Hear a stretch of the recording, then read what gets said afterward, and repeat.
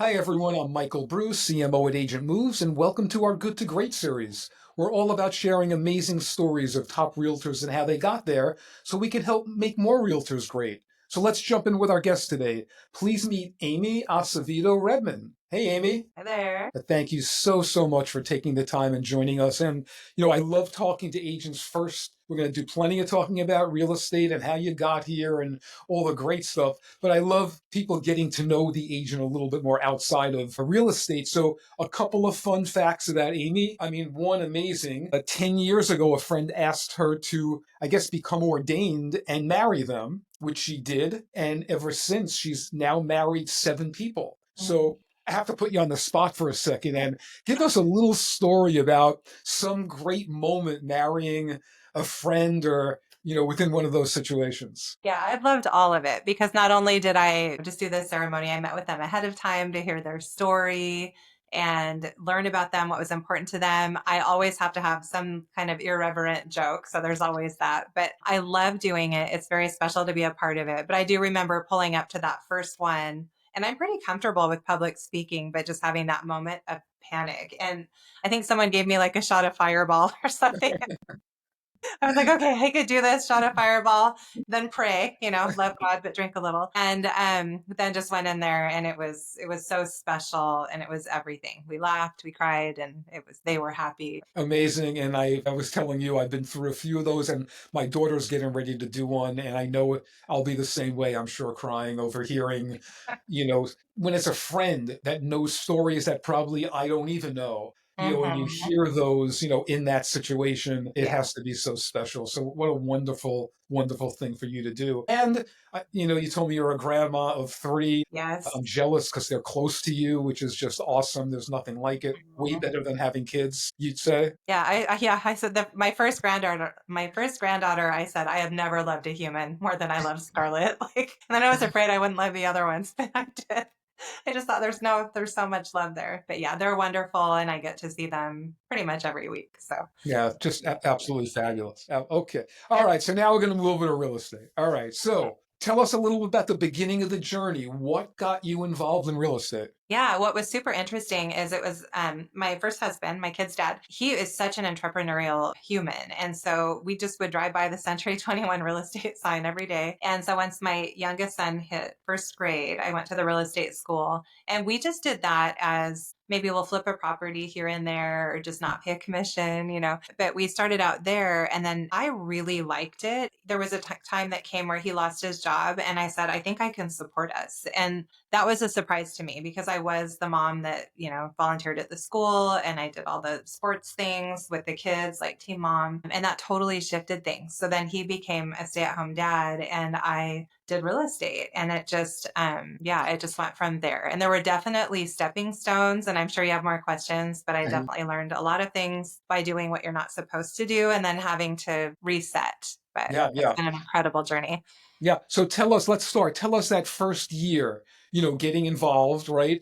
Because Yeah. that's the one that I think kicks everyone off. And again, agents like you that are this successful typically kick it off in a pretty big way. So how was year one? I did not kick it off in a pretty big way at all. So I had, and this was 2002. So on like a copy machine, I found like an old terrible picture and I did like the recipes and just this thing that I mailed to friends and family. And I was in my 20s and people didn't take me seriously. They knew that I was new and it was actually a pretty rough first year. But yeah, I could tell you what I would do now. Now I'm fascinated by the idea of going to a brand new market and relocating and starting from scratch. But that was my Yeah. first year. And because I was at Century 21, they had floor. So we'd all take turns answering the phone and people actually did walk in the front door. And so I did get some business from being there. And then also I did mail my friends and family and some of them worked with me, but it was like I don't even know what I sold that first year. Right.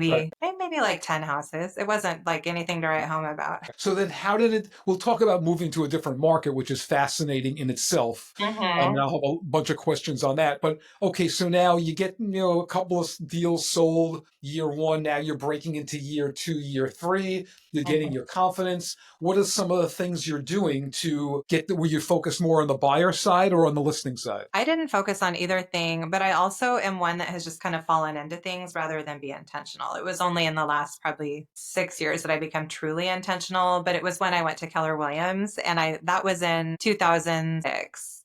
And I read The Millionaire Real Estate Agent, and it was, I mean, it's like a textbook. I thought it was pretty boring, but then I read it again, and with a spiral notebook, I wrote my business plan, and that just changed everything. So, but prior to that, one thing I'm good at is relationships. And because I was volunteering at my kids' school and the sports teams, I think just as time passed, people would start asking me about the real estate market. And I did the things like wearing your name tag to the store. That actually did work. And I remember, so kind of fast forward from there. So that those first couple of years, it really was building relationships, but I didn't have a database. I'm ashamed to say, like I had an address book, but it wasn't organized and I wasn't consistent. I did a monthly newsletter and built names, or, built my list of names, and that was about it. All right, so you were in the right spots, like you said. I do find that, agents that are connected, like to the schools, to their kids, right? It's just natural. The deeper you can be in the community, right, the easier it is to, create a sphere, then and to start to build that database. And that I just spoke to someone a couple of days ago about wearing the name tag. That I Mhm. spoke to an agent, and she told me she had her name tag on while we were talking. And she said to me, Michael, I never take this off. It's Never. not a And bad I idea. can't tell you, she's telling me I'm in the supermarket. It doesn't matter where I am, people will talk to me. So this Mhm. thing is generated, blah, blah. So I love hearing that again. Yeah, I'll tell you the best contact because it really is who you know. I remember, and like it was right before I went to Keller. My dad's friend's golf partner was a bankruptcy trustee, and I remember buying a suit at Nordstrom's and dressing up for this appointment. His name was Charlie. I met with Charlie, and he would maybe send me 2 listings a year. It would just be, you had to have like 6 figures in protected exemption for him to send it to me. But I did it. I was happy to have 2 a year. It was a great connection. And then he referred me to his partner. Well, then fast forward into when we had all those short sales, like that massive recession that was kind of Mhm. 07, 08.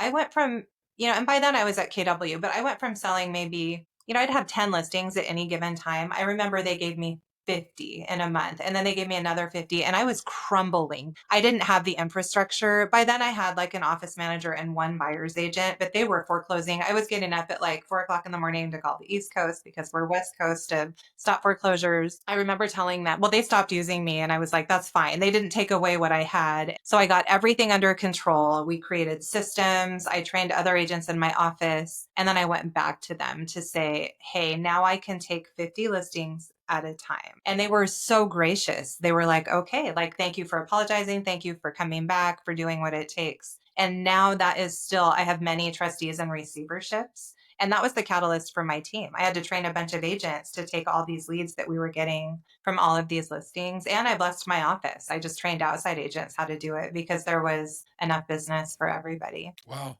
Wow. So, okay, this is happening. So, are you then starting to build a team? Like once you had the system in place? Yeah, so I have, and I had, it is that key hire. So if you talk about like millionaire real estate agent, I had done it wrong. I had like my friends, well, she was my friend, but one of the kids' moms from soccer was my buyer's agent, and she was kind of also an assistant, but she really didn't want to work. And when we switched over, did the disc profile, we both looked at it and we knew it was over. Like, we're still friends, but she is not on my real estate team. And so we figured that out. I hired the right person who is the opposite of me. He made fun of my office, the organization. Well, he laid the foundation of like, we still use Dropbox. We still use the spreadsheets he made. We still use everything. And this was back before people knew about that stuff. So yeah, we once we got that all handled, got the CRM, Gary says build your database and feed it every day. So we were saving all the contacts, and we had so many sign calls. Like, we're still working with investors that we got from that time. But that Wow. is when I brought in the buyer's agents.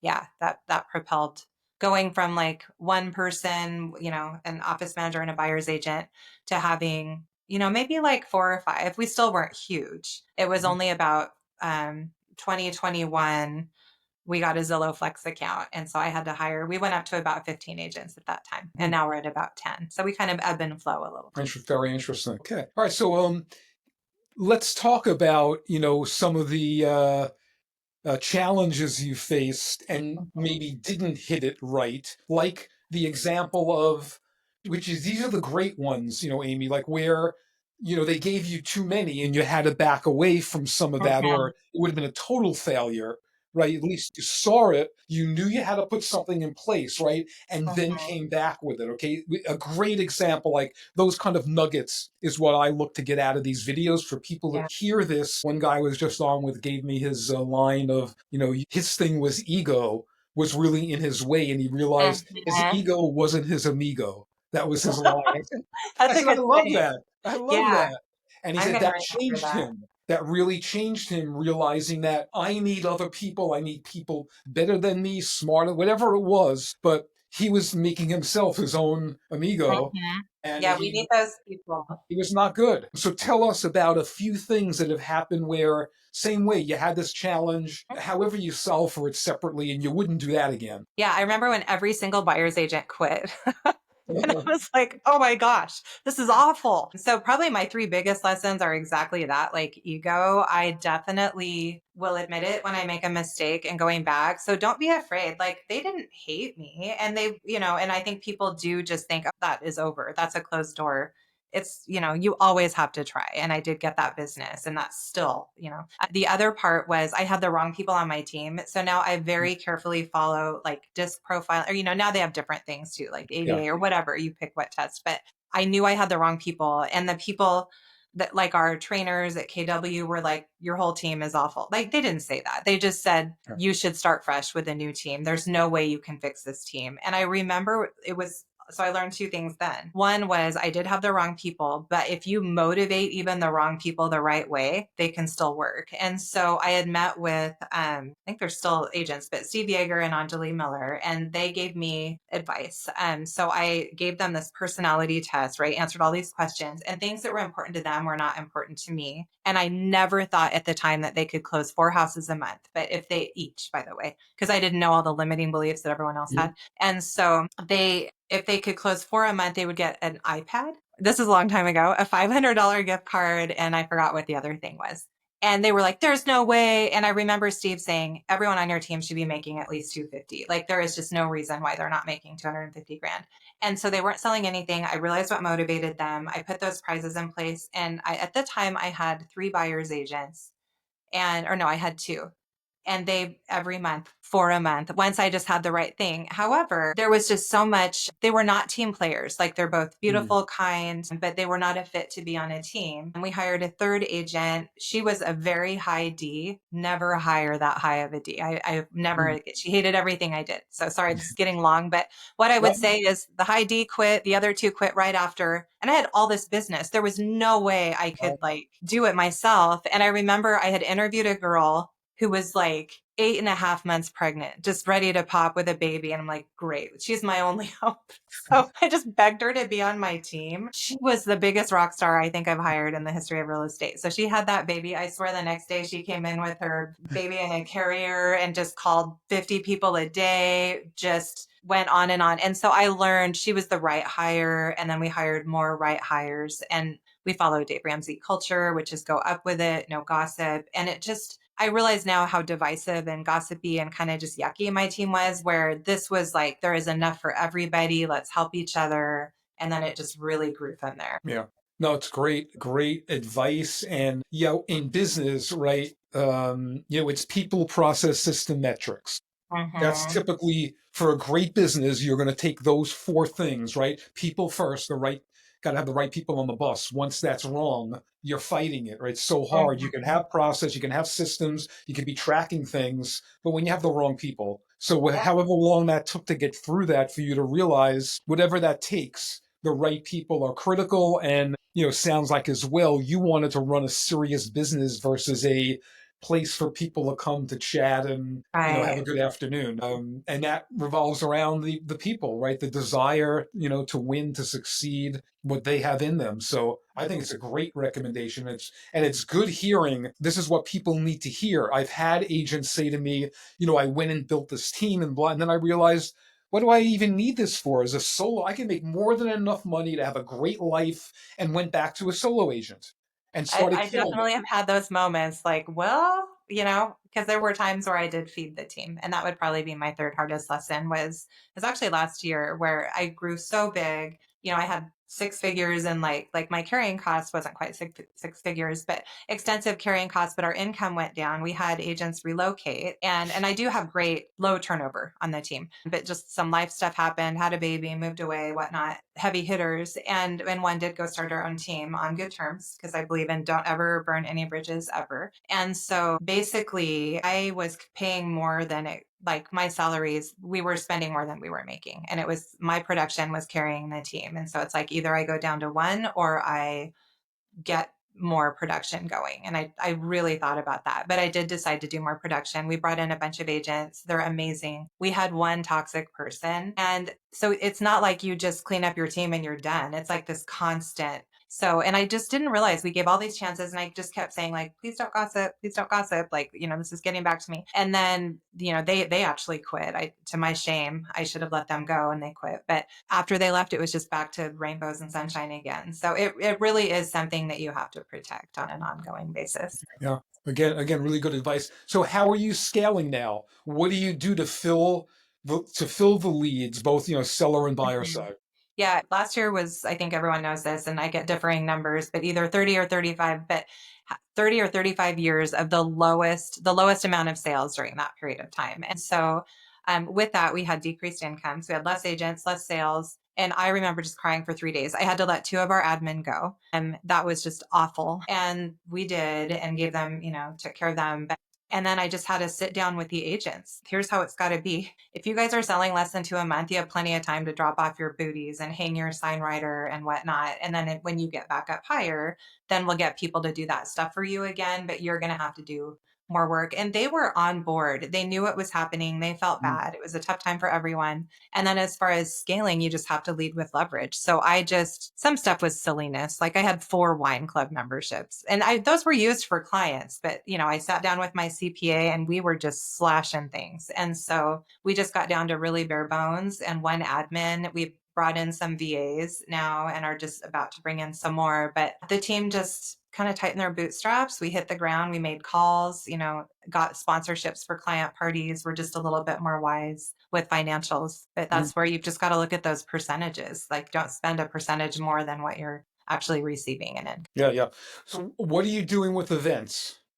Because you kind of Yeah. So mentioned, now slip And that's that in there. huge. Like, if you ask any agent, unless they are just a complete transplant, all of our business always has been a minimum of 70% sphere. So why not work the people that you love? And that is one thing that we have stayed in consistent contact. Social media is massive for us. People have to get over themselves and put their cute little faces on camera. So we do a ton of videos to invite people. I'm not a big deal. We're maybe in like the top 20 of our, I mean, we're a nationally ranked team. We're in the top 100. So I guess you could say we're a big deal. But like the reason people recognize me in my area is because I do so many social media videos, which makes people feel like they know us and like us. And so we do get a lot from social media. So we say yes to everybody, whether it's our sphere or not, unless they're weird on social. But they combine together to where we have 3 events. One is at a local country club. It's beautiful, more upscale, and we wine and dine our clients. We have so it's very heavily offset price wise. Like we have a lender pay for a good portion. We get sponsorships for live entertainment, a drink sponsor, prize sponsors. So there's just so much partnership with our insurance agents, inspectors, all of that. And then we do a pie giveaway for the 4th of July where they just come to our office and get a pie. It's pretty simple. And then we do a huge fall party. That's our biggest party at a local farm. They come get a pumpkin, do the hayride. We decorate inside the farm with food prizes again. We have photo booths. So they usually get their photos for the holiday season, their family pictures. But those are our 3 big events. And we just, between social and inviting them, texting is huge, call, text, email. The personal invite makes all the difference in the world. But that's who we focus on for our business. Excellent, excellent. Very solid, really solid recommendations for everyone. I want to go back to one thing and then we'll be able to end this. So something you said in the beginning. Now I want to hear about, like You said something about not if you were going to do it again, but you were looking at going into a completely different market, which is Mhm. like shocking because what could be more difficult than going somewhere where you don't know people, no sphere, Mhm. no past customers? But tell me this desire you have. Yeah, be fearless. Like even in my like approach all the top people, but I'm also not proud. I will door knock. I still have open houses. Like we gross, I think we had 2 million in commission income last year. So we do a lot of business. But if I were in a new area, I would absolutely join every upscale like networking group, get to know people, and I would host other brokers, open houses. But the key is meet people and meet the right people. I think I would look up receivers for the area. If you guys don't know what receivers are, look it up because they manage assets for people and they are significant assets sometimes. And it's when people can't agree or somebody passes away. Trustees for that area, huge source of business. So just in introducing myself to the bankruptcy, divorce attorneys in the area. So it's just connecting with very key people consistently. Like, don't give up. You got to add them to the database and I just give everybody presents, bring them things, remind them who you are. The biggest thing is ask how you can benefit them. Get by giving. Ask what their business goals are. Make it a win win. Beautiful. Beautiful. Great way to end it. Yeah, value is both ways. Partnerships. We believe so heavily in sponsorships, even for the ongoing sponsoring of your marketing efforts as well. The same way that you're doing this for events can be done for all of the ongoing marketing with a select group of partners that you're generating crazy revenue for. They're happy to give you money, right, to support these things. And so many agents are like afraid to ask when Mhm. you're, they're your number one lender. You're not going to, how much did you generate for them in business? They're not going to throw you a couple of grand. Mhm. We don't need as much as, as far as agents go, compared to, other kinds of businesses. So Mhm. hooking up with a couple for sponsors, I think is huge. And again, a huge value just coming out of this interview for people watching it. So really appreciate it. Love the time with you, Amy. Some great, great advice for the team. Amazing, turnaround, and life seems good. Grandkids are great. Yes. You're doing weddings. I Yes. mean, what could be better? Yes. And I have a wonderful husband too. So yeah, he Okay, didn't that come up. works out. Obviously, you got to just have, yeah, I'm very grateful for him That too. works out great. All right, I did look at FaceTime, Facebook, and see got a little glimpse of the family. So he looks terrific. You look happy, and Yeah. that's really what it's all about. So thank you so much for your time. Really appreciate it. Please follow Amy on social media, and if you're in that market, certainly look for Amy. And please subscribe to our YouTube channel. And until next time, thanks again, Amy.